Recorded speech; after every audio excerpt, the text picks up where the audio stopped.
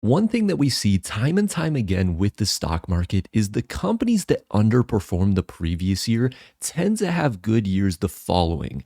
And one thing that can be difficult for investors to grasp is bull cases around those companies that are down sometimes by 40, 50%.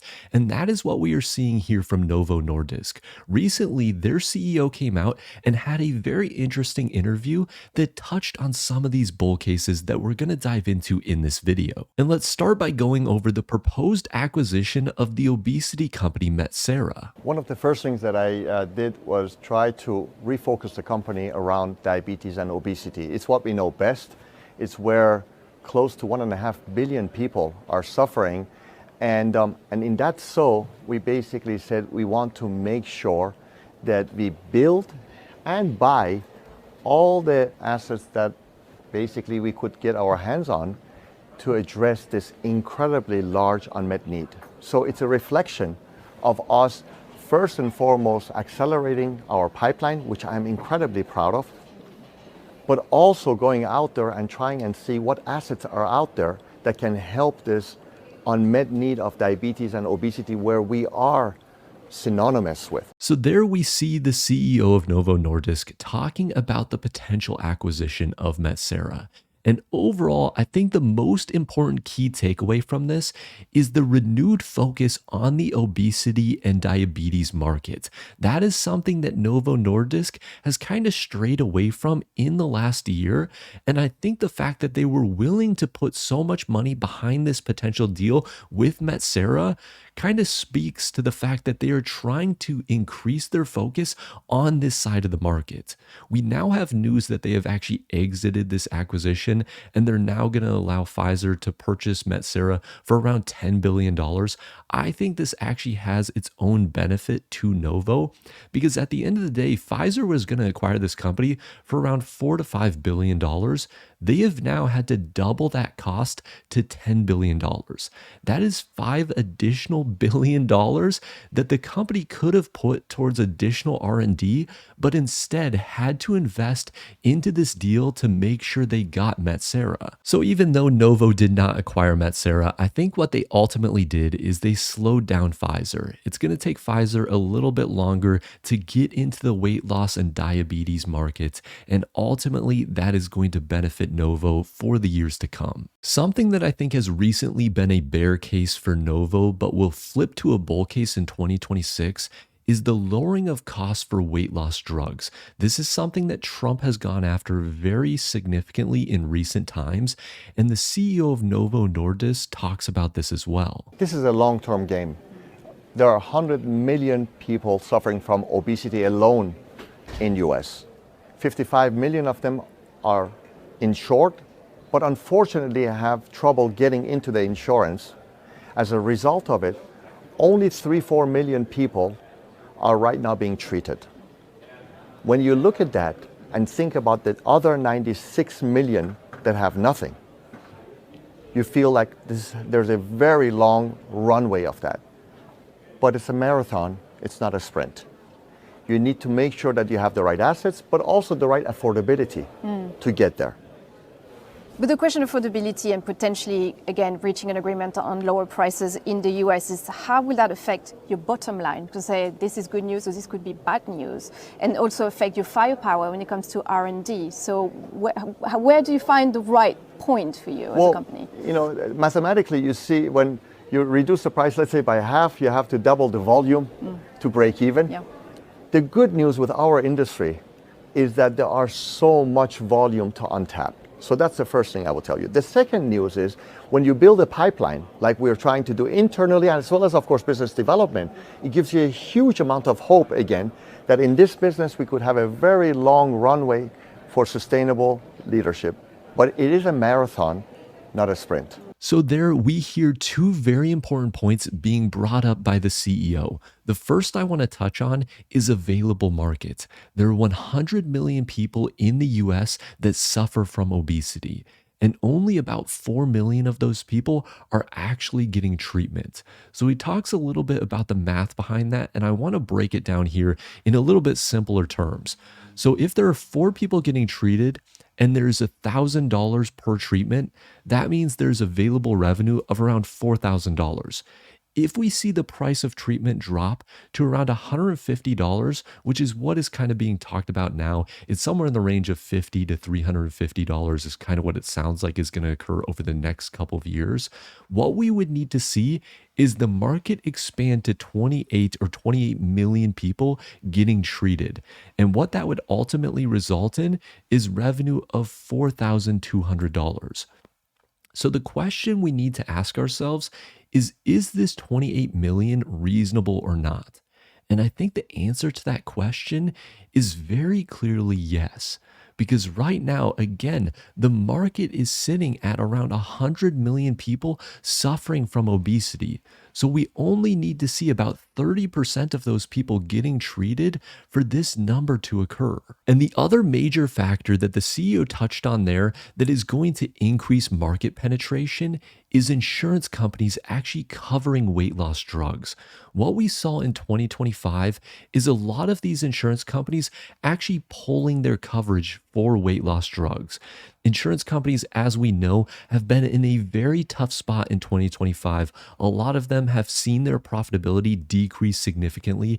And what they are doing in 2026 is trying to increase premiums to offset some of these costs. And they are likely going to cover a lot of these weight loss drugs. So that 55 million people that currently suffer from obesity and have insurance coverage will likely look to some of these weight loss drugs in 2026. And as we see this coverage kicking in 2026, Novo Nordisk is very well positioned to release the first ever GLP-1 pill. It's the first time that you have a pill where the efficacy of it is on par with the injectable. Usually you have to basically go for either convenience or efficacy when you're discussing pills versus injection. Not in this case. Wegovy in a pill basically will have the same efficacy as its injectable counterpart. That's really exciting. It's also super exciting for me that will be the first GLP-1 product that will be made in the US by Americans for Americans through the whole value chain of it. So I'm very excited to introduce this into US. And it looks like you might have the authorization before your key competitor in the US. Can that help you reverse the trend and put you back in the game to a certain extent in the US, having that pill approved before anyone else? Of course, time to market matters, but what matters even more than that is the quality of the asset, which I am very, very excited about. In my opinion, Novo Nordisk CEO here actually downplays the importance of being the first to market. When people actually start using a drug, they're very unlikely to pivot to some other type of treatment. So if they are the first to market when it comes to pills and we see insurance coverage kick in and really everyone gets on this pill to start reducing their weight, I think overall that is going to be a key factor for Novo Nordisk.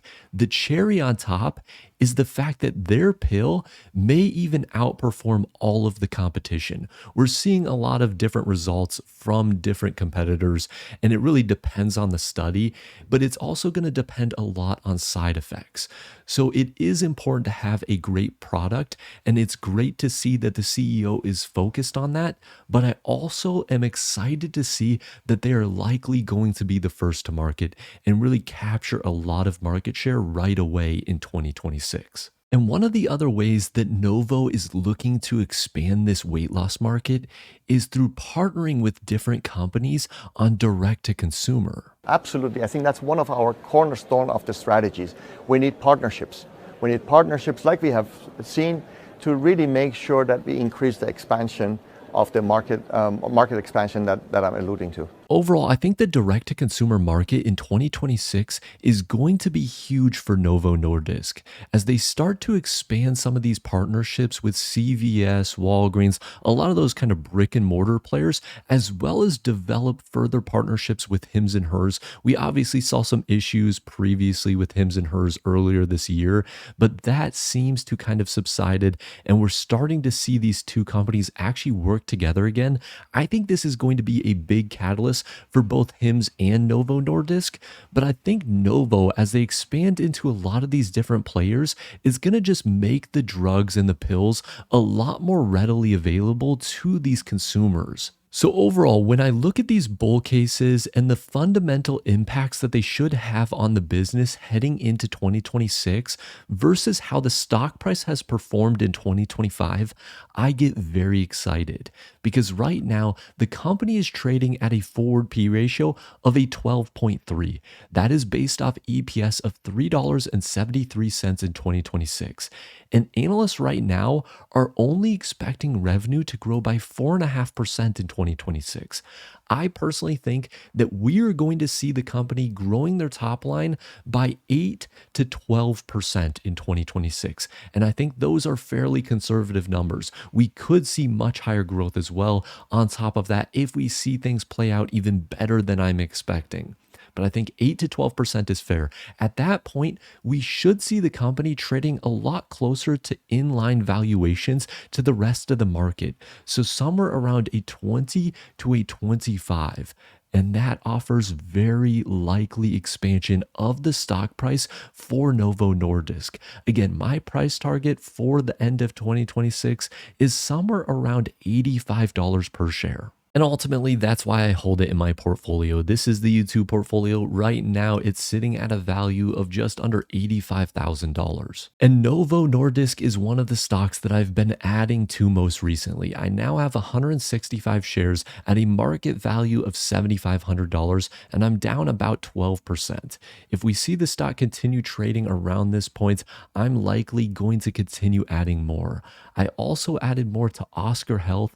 I'm now up to 325 shares of this stock with a market value of $5,700. I'm up about 20% on this position. I think both of these stocks are going to see a very nice rebound in 2026 as we see the healthcare industry turn around. But of course, I would love to hear your thoughts down below. Which of these bull cases are you most excited about? Personally, for me, I think the pill is most exciting. I think that's going to have a huge potential on expanding this overall market. But let me know your thoughts down below. While you're down there, drop a like on the video and subscribe for more videos like this one. I want to say thank you guys so much for the continued support on the channel, and I really appreciate it. So have a wonderful rest of your day.